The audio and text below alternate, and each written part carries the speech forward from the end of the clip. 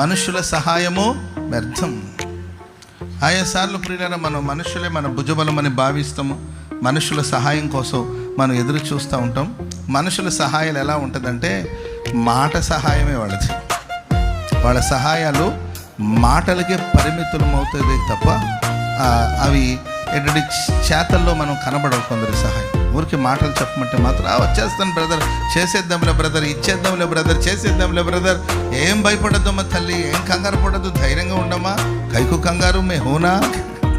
మాటలకు మాత్రమే అది పరిమితం అయిపోతుంది. కానీ వాళ్ళ చేతలతో మనకి ఏదైనా సహాయం చేస్తారంటే తీరా మనకు అవసరం ఉన్నప్పుడు, మనకు సహాయం అవసరం ఉన్నప్పుడు ఆ మనుషులు మన దరిదాపులు కూడా కనబడరు. దేవుని అనుమతి లేకుండా మన జీవితంలో ఏది జరగదు. మన తలల నుండి ఒక తల వెంట్రుకలు రాలాలన్నా కూడా ఆయన అనుమతి లేకుండా ఏది జరగదు. నీకు రాదు దిగ అనేవాడు. చేయాలని ఆసక్తి ఉండేది, నీకు రాదులే దిగు, చేస్తేనే కదా ఏదైనా వస్తుందో లేదనే దానికి అసలు అవకాశం ఇవ్వకపోతే ఎట్లా? సరే అది ఒంటరిగా ఉన్నప్పుడు అన్నా పర్వాలేదు, 10 మందిలో పబ్లిక్లో మనల్ని తిరస్కరించినప్పుడు ఇంకా మనం ఈ పనికి మనం పనికిరామేమో. జీవితంలో ఇంకా ఇంతకన్నా గొప్ప గొప్ప తిరస్కారాలు ఎన్నో వస్తాయి.